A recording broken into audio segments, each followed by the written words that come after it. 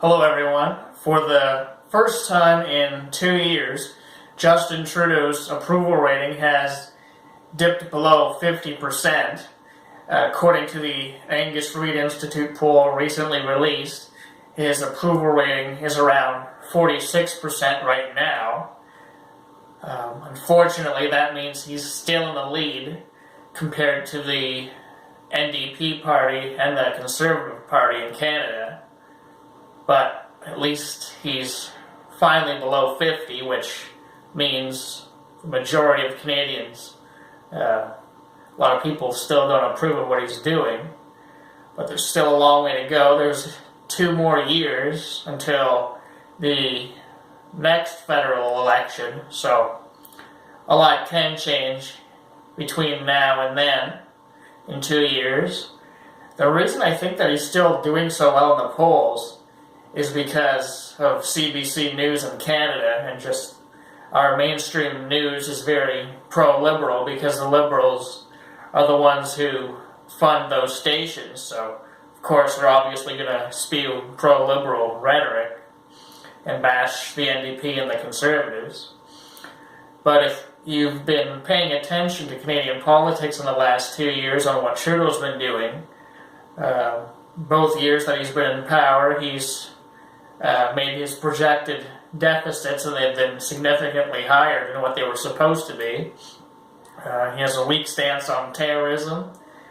He's very weak on illegal immigration. There was around, I think, 32,000 illegal immigrants who came into Canada this year alone. They mostly crossed in Manitoba and from New York State into Quebec. But anyway, there's a lot of just so many things that I don't think he's doing right. He removed part of the citizenship oath, which spoke out against female genital mutilation, and he refuses to put that in the citizenship oath, which the Conservatives had in the citizenship oath. He's taxing small businesses, which a lot higher, which goes into effect January 1st. He said he'd help the middle class, but 8 out of 10 middle class families are being taxed higher under his government. There's also the new carbon tax, which was introduced. It's just another money-grabbing scheme. He's introduced some tax loopholes which allow him and his other rich friends to protect their money and to not be taxed on it. His finance minister had offshore money that he didn't claim to the Canada Revenue Agency. There's just so much corruption in the Liberal government right now, provincially and federally, and people are sick and tired of it. I'm hoping that Patrick Brown wins for the province of Ontario, the province that I live in, so we can get rid of Kathleen Wynne, because she's doing a real number on this province. I'm just extremely frustrated at what's going on in my country in general. I hope things change in 2019, and that hopefully Scheer gets elected, because I know he'll be... Andrew Scheer advocates for lower taxes, job creation.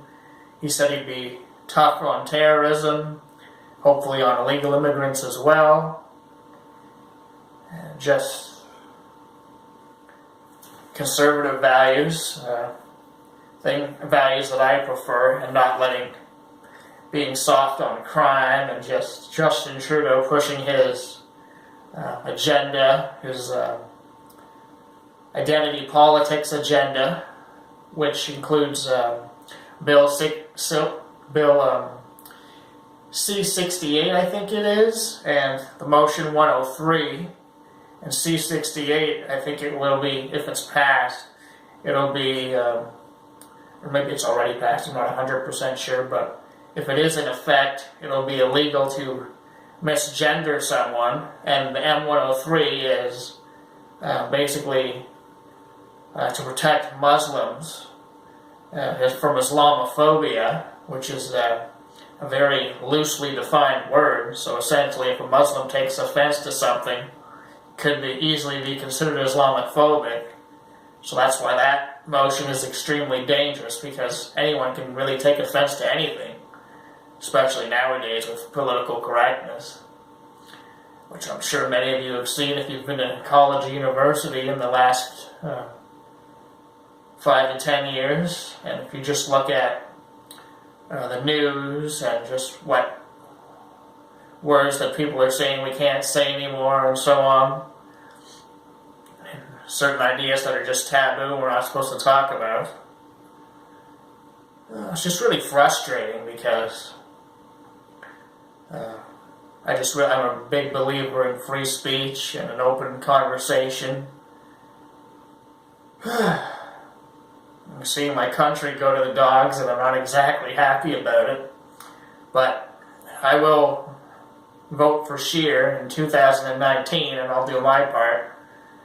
It's just that it's the CBC that I'm so concerned about, because it's so against the NDPs and the Conservatives. It's very pro-Liberal, since Liberals pay that station tax dollars. So we'll see what happens in 2019. I have a hard time imagining another 2 years with Prime Minister Trudeau, let alone another 4 after that. Oh, that gives me a nightmare just thinking about it. Anyway, if you enjoyed this video, please like and subscribe, and stay tuned for more videos.